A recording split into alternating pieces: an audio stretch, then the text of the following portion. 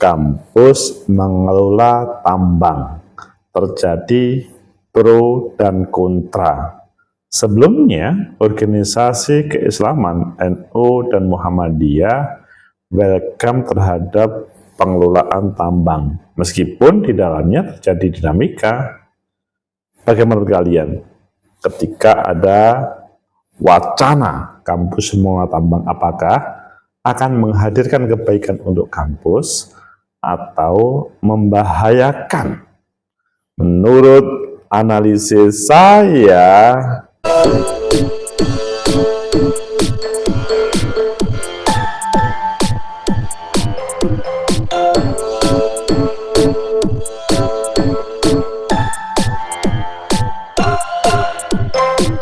Assalamualaikum warahmatullahi wabarakatuh. Salam sejahtera untuk kita semua. Pecinta masa depan negeri, tegakkan kebenaran, lawan ketidakadilan. Kampus mengelola tambang itu adalah tema yang lagi viral, lagi hot, karena kampus itu perguruan tinggi. Di situ dunia akademis menghadirkan sumber daya manusia untuk generasi ke depan yang utama. Tetapi muncul wacana tentang pengelolaan tambang oleh kampus. Ayo kita baca di sebuah media, nanti kita kupas sebenarnya apa yang dimaksud dan mungkinkah ini akan menghadirkan kebaikan untuk dunia pendidikan kita. Pro kontra kampus kelola tambang ini kata UGM, UNY, hingga Atmajaya Yogyakarta. Menteri Pendidikan Tinggi, Sains dan Teknologi Mendikti Saintek Satrio Sumantri Bojonegoro enggan berkomentar banyak soal wacana perguruan tinggi mengelola pertambangan yang belakangan menuai pro dan kontra.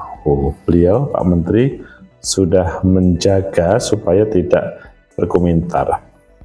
Sejumlah kampus di Yogyakarta merespon wacana perguruan tinggi mengelola tambang. Usulan perguruan tinggi bisa mengelola tambang terutama dalam rancangan Undang-Undang Mineral dan Batu Bara. Berita ini menyatakan bahwa wilayah izin usaha pertambangan untuk perguruan tinggi bisa diberikan dengan cara prioritas.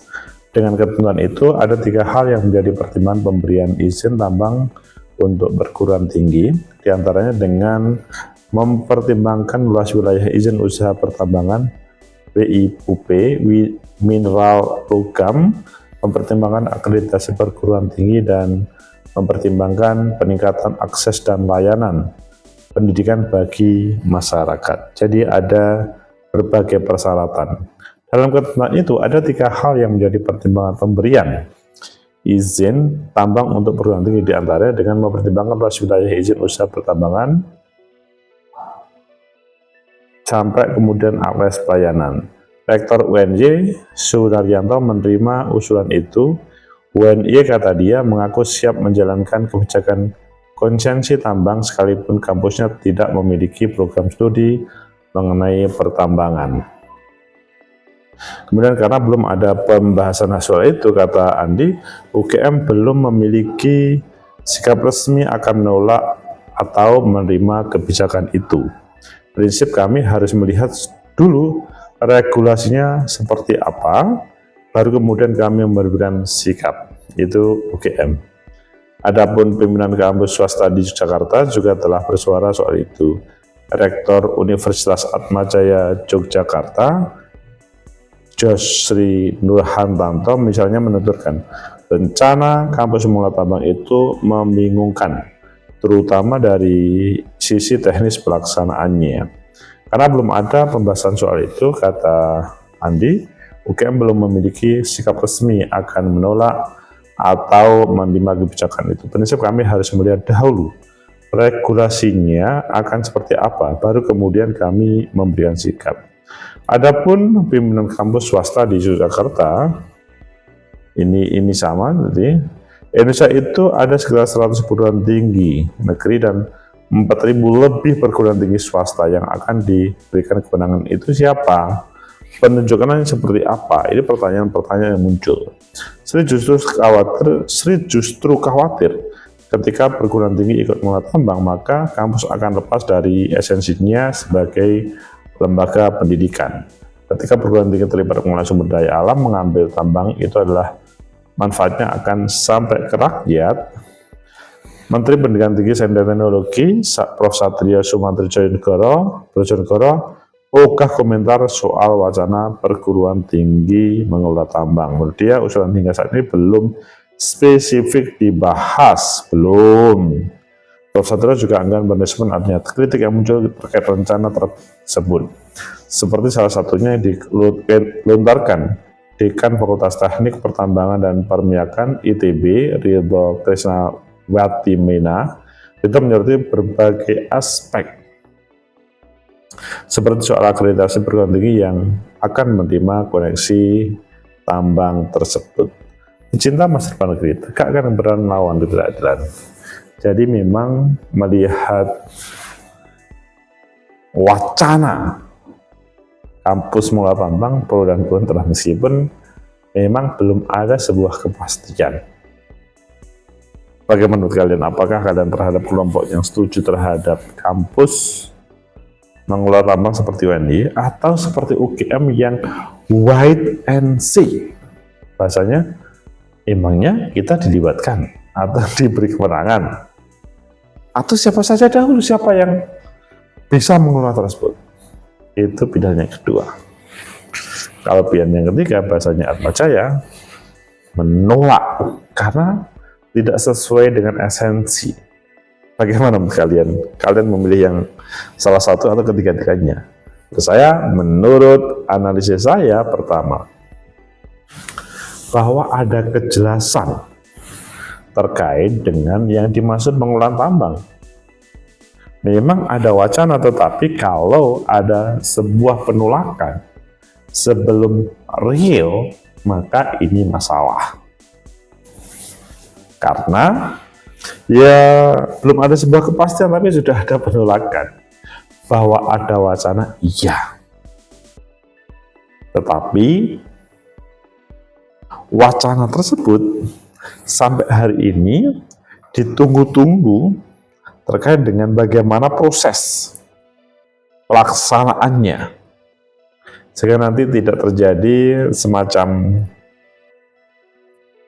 konflik baru atau tidak terjadi semacam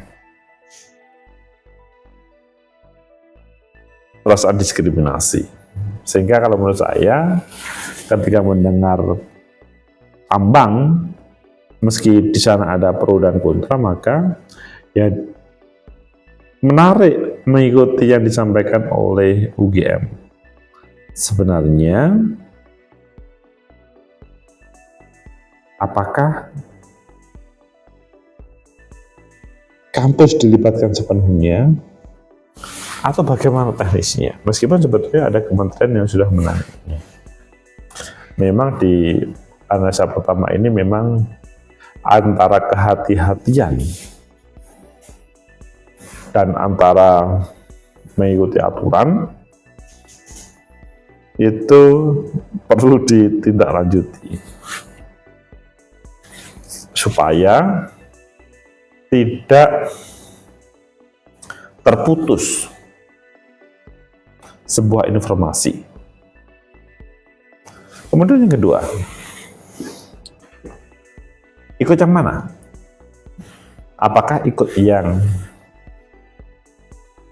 memperbolehkan? Atau ikut yang menunggu wait and see? Atau ikut yang menolak? Ya, sekali lagi seperti awal tadi, perlu mengetahui terkait dengan seperti apa.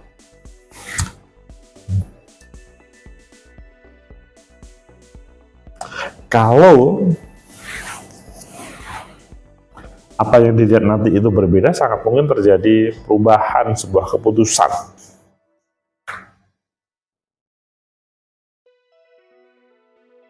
Kemudian yang ketiga, apakah kita akan melakukan penolakan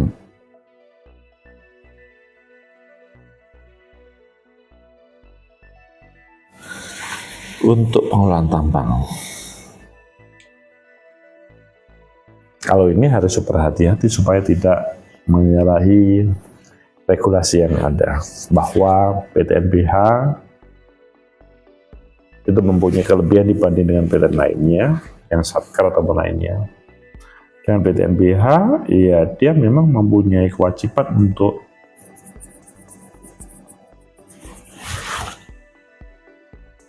menghasilkan sebuah karya.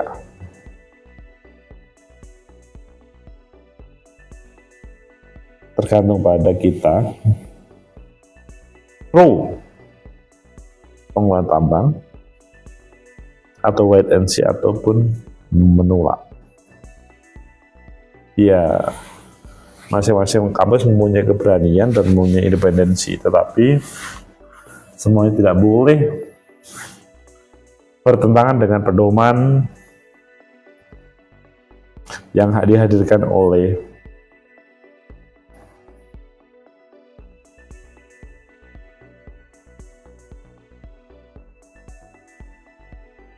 tidak boleh menafikan apa yang dihadirkan oleh negara. Pro kontra kampus sekolah tambang yang semuanya punya pendapat, ya kita tunggu nanti Pak Menterinya Prof. Salahuddin Bojonegoro gimana akhirnya. Meskipun secara personal mungkin seseorang akan senang untuk mengelola tambang, tapi secara kontinus mungkin ini menjadi sebuah masalah. Semoga bermanfaat. Kita diskusikan dengan pengelolaan tambang ini tidak bisa 1-2 kali. Mungkin kalian mengikuti di sini adalah semacam sekali langsung paham, tidak. Prosesnya panjang, apalagi di situ penuh dengan antropologi untuk melakukan riset. Semoga bermanfaat. Like, subscribe, comment, and share. Sampai jumpa.